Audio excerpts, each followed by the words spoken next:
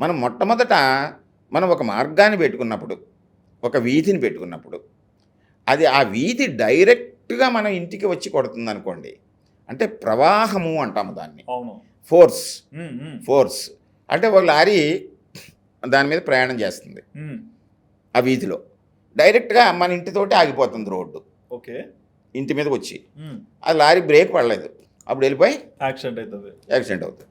హ్మ్. అంటే దృష్టి అంటాం దాన్ని. ఓకే. అలా చెడు చూపు, మంచి చూపు అంటారు. అంటాము. ఆ!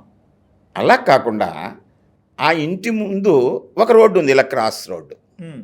ఆ ఎదురుగా వచ్చే రోడ్డు ఒకటుంది. ఓకే. ఎప్పుడైతే ఈ వేగంగా వచ్చేటువంటిది ఇక్కడికి వచ్చేసరికి క్రాస్ రోడ్డు ఉందో నియంత్రణ జరుగుతుంది అక్కడ.